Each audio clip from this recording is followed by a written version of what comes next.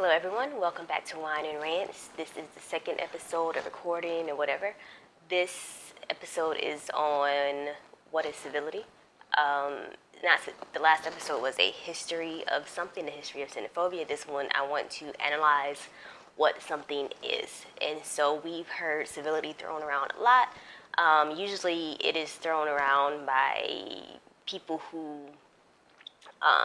it's not really like thrown around by like everyday people. It's usually like media heads, politicians trying to get a point across without actually making a point. It's just a word they throw around without actually defining what that word is. So tonight we're going to talk about it. Civility is defined as the formal courtesies or politeness of a civilization. And what does that mean for our civilization? Our civilization is a Western civilization built on white supremacy, and it is built on it's also very English, so it's super polite. It is built on just keeping a facade. Once somebody steps outside of what our society has defined as civility, then you are uncivil, which again is still has been racially coded in our history. And once you become uncivil, then people ignore you, and that sounds amazing. It sounds like it opens the floor up for conversation, and so that people can come together and talk without yelling and screaming and blah blah blah. So yeah, so that sounds great, but it doesn't work that way, because again, things do not happen in the vacuum. Things happen in context. It happens in a historical context. It happens in a societal context. Everything happens within the relationship that it is to something else. So when we get into civility, that is what we have to look at. So let's look at it. So we can look at the recent discourse around civility. We can look at the civil rights movement. Civil rights protesters were not seen as the civil ones. They were seen as troublemakers. They were outsiders. Every time there's a protest, people are accused of coming from some other part of town and doing other stuff. But they were not civil. Today we uplift civil rights movement as this like, oh, look at how these people protested. They held hands. They were so nice and sweet and kumbaya down the street. But at the time that it was happening, these people were rebel rousers. They were troublemakers. They were just awful, and they were just upending our peaceful white society that the black people were fine with at the time. Of course, everybody was fine with this. It was just the protesters who were not happy. So that has been the discourse around civility for forever. So in a modern context, it kind of came up. I think it was around during a lot of the Black Lives Matter stuff. People were told we were told to like sit down and blah blah blah. But it really came around again during the 2016 elections. That whole Trump comes in, acts like a fool. Uncivility, is Trump the beginning of anything? No, he is not. He is a symptom. He is a face, a current face, but he is not the beginning of anything. Before Trump, there were still Nazis roaming the streets. I protested them. They were there. So he is not something that is new, but because he was so belligerent and unpolite, the media just lost their mind. They're like, what, he just says all this stuff, and they couldn't stop talking about him. Maybe it would have helped if they stopped talking about him, but they couldn't. So he comes and he's just so belligerent and he's so rude and he's all these things, and they just lose their minds. It's like they don't really have a problem with what he has to say or what it is that he believes in or what we believe that he believes in. It was that he was saying it without a smile on his face. He was saying it without the politenesses of society. He's saying groups of people are rapists instead of saying, hey, illegal immigrants are criminals. That's perfectly fine to say in discourse. But to straight up just say, okay, I believe this person is a rapist, that's bad. We can't say that. We can't say, he also can't, after he became president, he can't say these groups of people are rapists and then also put them in cages. No, that's not civility. That's not politeness. That's not like you should do it like the president before him did and do it quietly and not say these awful things, because if you do it the right way, which is to do it behind the scenes without you saying racist things before you do it, then it's perfectly fine in our society. And that is how the conversation of civility impedes us, because it puts us in a position where this person is allowed to do what he's doing so long as he does it in a polite and courteous way. I think I just made up a word. He's allowed to do it. So that is how it has been going on. And so the past 4 years, we have been talking about civility non-stop. We have Michelle Obama doing the when they go high, we go low. Who does that help, Miss Obama? Who does that help? Because it doesn't help me. It doesn't help people who are being hurt by these policies to tell them to just sit down somewhere and be quiet and then vote. That doesn't help them. What about people who cannot vote? What about people who, when they do want to vote, or when they do vote, they're still told that their vote doesn't matter unless it goes to one of the two major parties.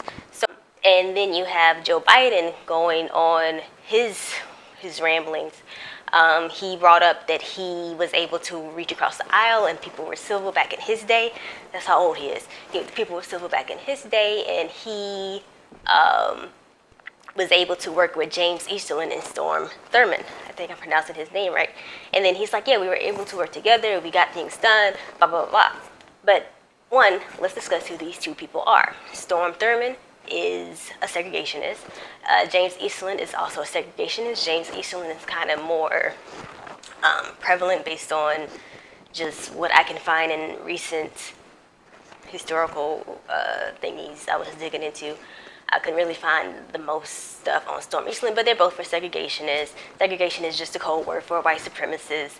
People credit Joe Biden for being reintroducing segregation to the North. Like this is how this man grasped his power. This is what he was doing when he was reaching across the aisles.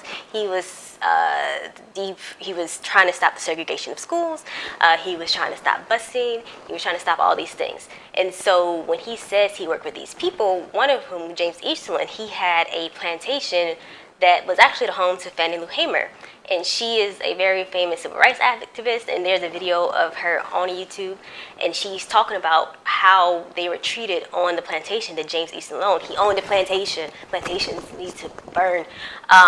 So he owned a plantation, and on the plantation, he gave these people loans. He gave the black people loans. They were allowed to live there. He gave them loans.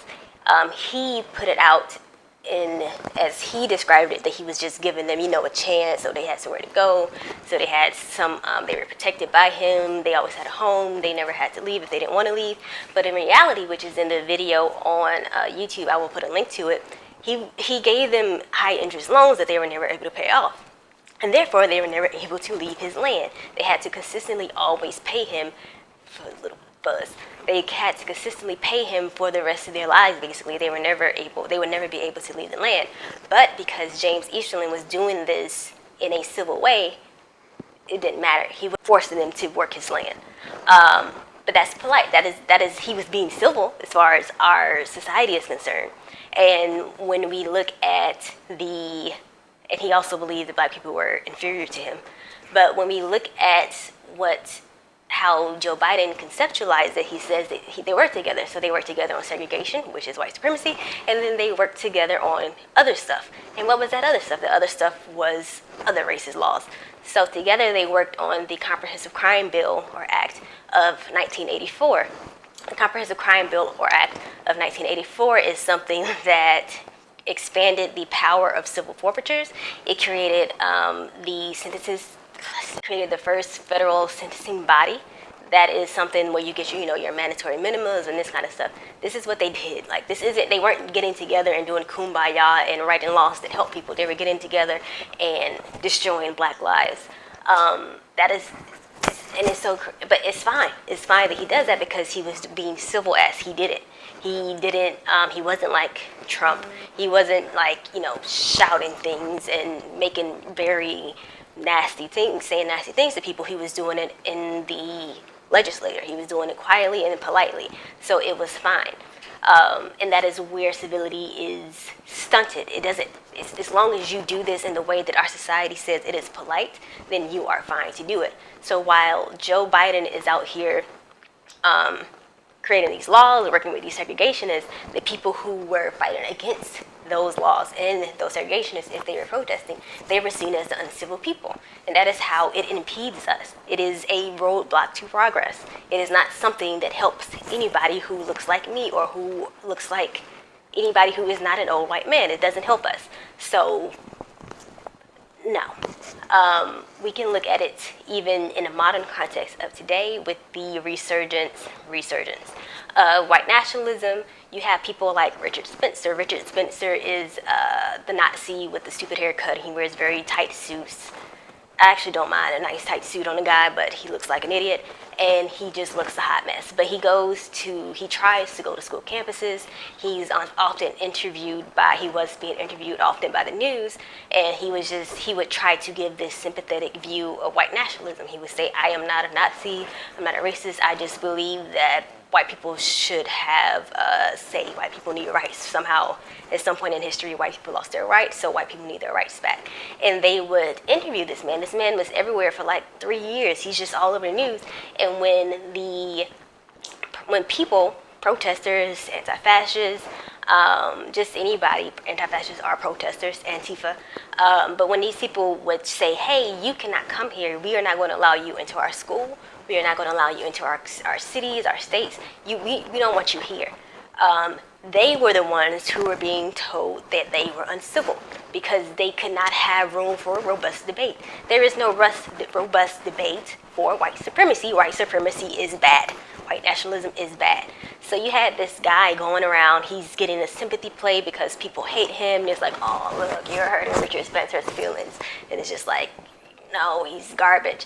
But because he was going into these spaces and because he was being, he had on an ugly suit, he was the nice one, and the kids with the black mask were the bad ones because they wanted to hit him in the face.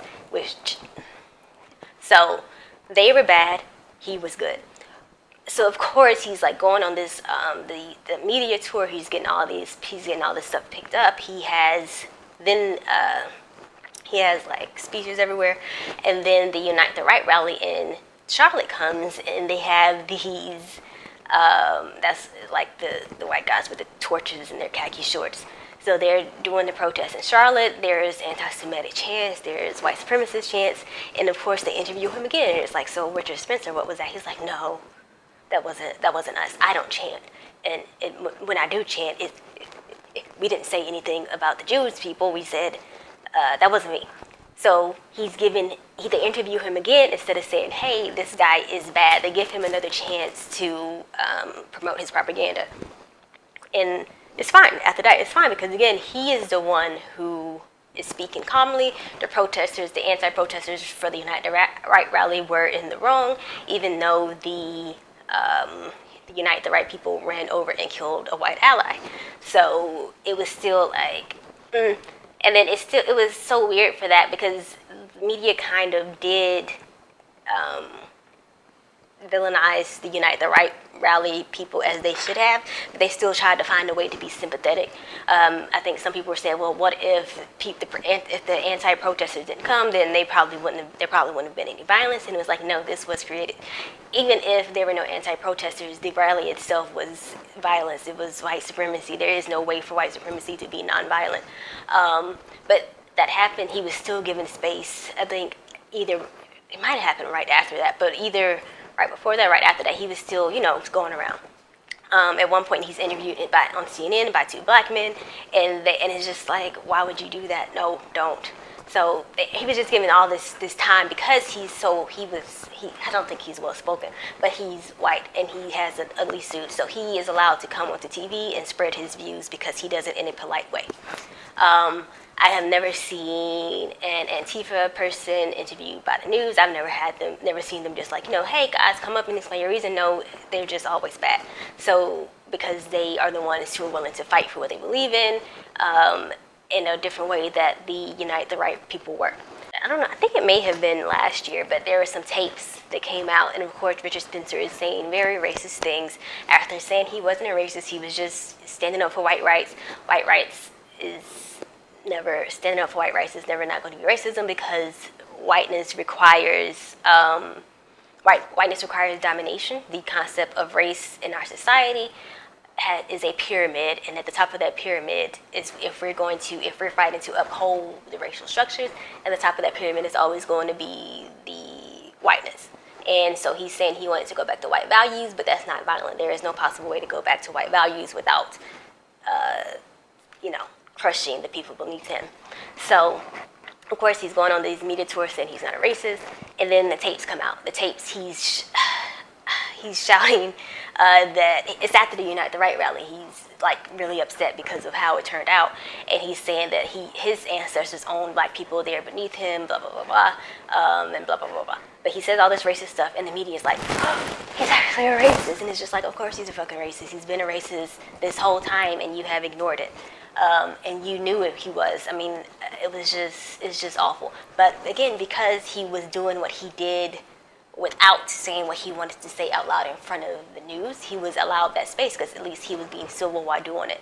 At least he was open to the debate, even though there should be no debate about white supremacy. He was open to the debate, and the people who are not open to debate were the ones who are uncivil, because our society is built on debate. It's not. And so he was allowed, he was given that space to do that, and everybody was just so surprised when he came out as they found the tapes, and everybody who was protesting him were validated, and it still was never a reckoning of, okay, we failed by promoting this man. Mostly liberal media failed by who I would expect to have a reckoning. There was never this inside look to say, you know what, we failed. The people, the anti-protesters, the people who were trying to tell us this person is bad, they didn't do that. So it was a waste. And then when we look at civility, again, no. And then we should also look at what has civility helped. As far as progress goes. Today we'll look at it and say, well, you know, Martin Luther King said we have a dream and we should all hold hands, and they will say that today and say, yeah, that's how civility helps, when that's not what happened. Two, that's not what he meant. He didn't mean get together and say kumbaya. He wanted rights for his people, and just sitting together saying kumbaya is not what got him to where he was. And then you also killed him. So it's just not. I think some people think that Martin Luther King kind of just dissipated into the air after his goals were over. His goals were never finished, and we are still fighting for those today. Civility doesn't get us anywhere, because when we look at the Congress, we can look at how the squad are treated, and any time, at any point in second, this is not like a critique of any of their political views, but when all they ever do is say, hey, can we make this a little bit better? Hey, can we just push the party just a little bit to the left? And the answer is always a resounding no. No, you cannot have anything because we do not like you. And it doesn't matter if they're doing it nicely or if they're doing it through a tweet that may have said something, that may have said anything. No matter what they do, because they want progress, there will always be a pushback. And then there are also women of color. So there's nothing they can do. So I am actually glad that they have taken the low road, as Michelle Obama would say, and have decided to fight back in any way they feel they can. So you have Representative Omar, and she had her All About the Benjamins tweet, which was about the influence of money from the American-Israeli lobbyist community and how that influences relations in America, Israeli-American relations, and how that money is very controlling of our political bias towards Israel and towards Palestine. So Representative Rashida from Michigan, she booed, somebody mentioned Hillary Clinton in some kind of panel setting, and she booed her.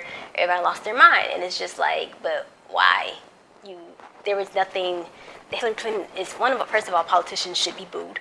We should always hold, every politician should be held to some type of level of critique. There is no perfect politician ever. Everybody, none of these people are above reproach. But she booed Hillary Clinton for whatever reason she was mentioned. She booed her, and then everybody lost their thing. Oh my God, this is just so uncivil.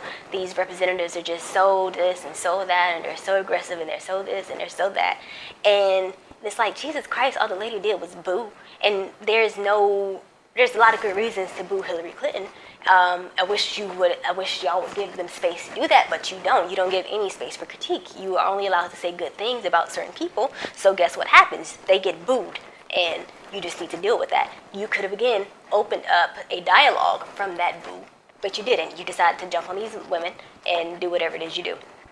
And then we look at the representative, the squad, and then we look at the rest of the party, and we look at, okay, so with your alleged civility, what have you won? Nothing, because the Republicans do not move. They are a wall you're like a little wagon trying to like get through, and you're just like, please give us some food, and they're just like, no, go die. So the civility isn't getting you anywhere. They don't move. They're confirming judges left and right who are probably not going to be the best for progressive stuff. This is something that is, good for our society, and if it's something that we need, who's being helped by it? Nobody. The only people who are winning from conversations of forcing the left to give into civility is the right, because you are shutting down the progressive voices. Progressive voices will always be deemed as more aggressive, less polite, because they are pushing against the society that we have. And like I said, I think I said at the beginning, when something is being upheld by the civilization, anything that fights against that civilization will always be bad in the eyes of the civilization.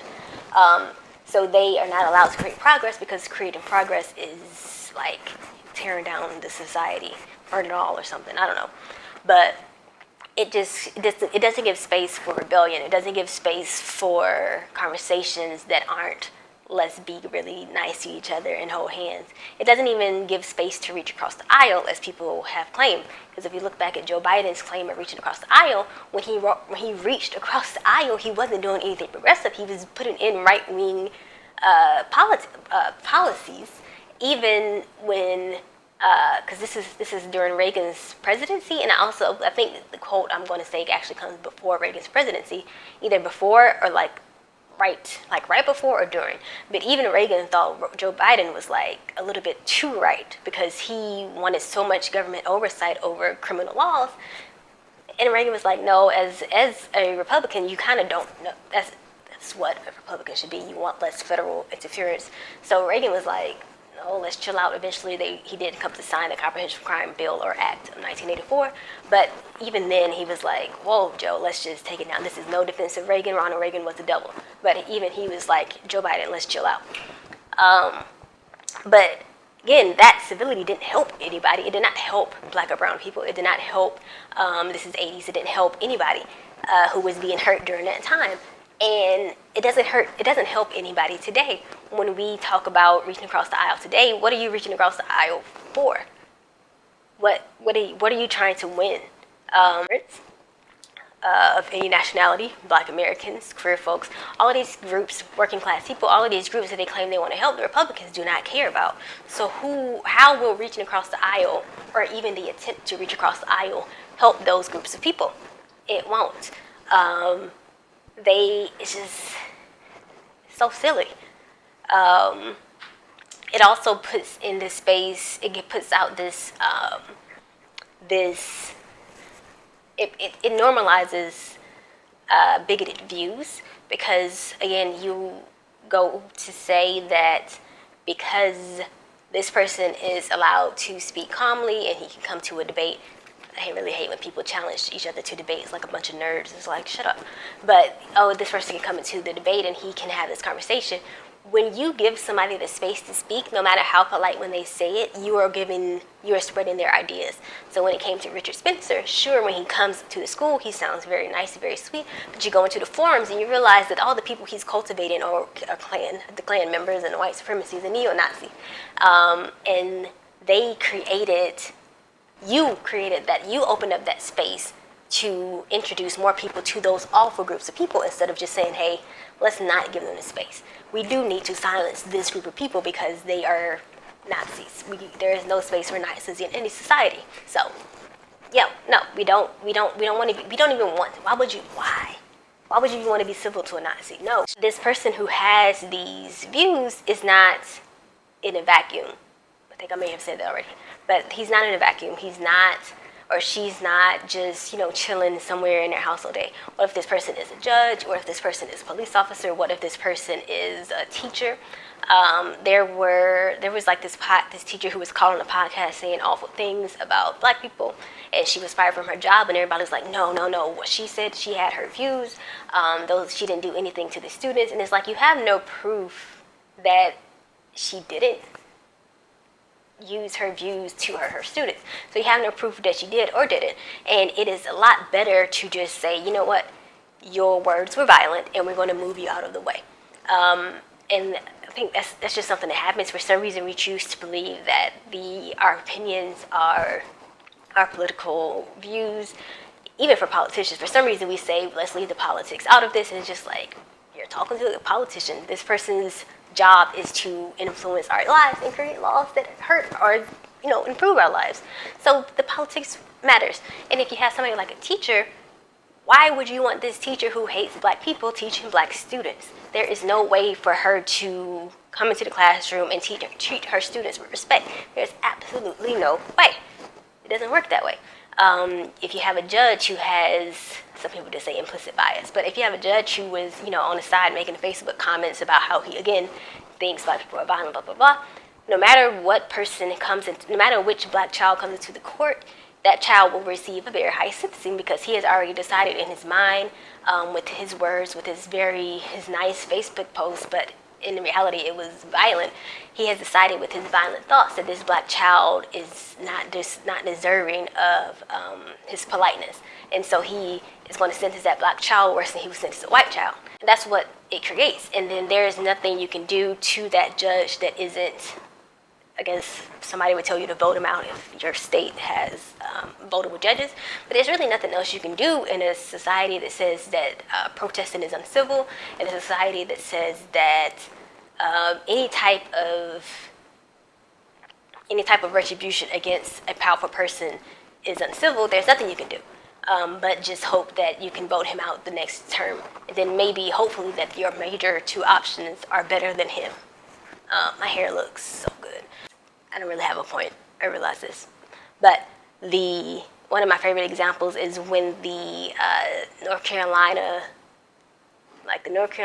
Republican office, I don't know if there was like their main office or a county office, but when the office burnt down, all these liberals on Twitter just lost their minds. And they're just like, no, how dare somebody do that? That was so awful. We must show we're better than them. And so they raised money for the Republicans to rebuild their office. And then after that, the Republicans continue to disenfranchise black voters because it didn't mean anything. It doesn't mean anything when your opponent is, has a black soul. It's not going to help to be nice to him. Civility is not useful. Thank you.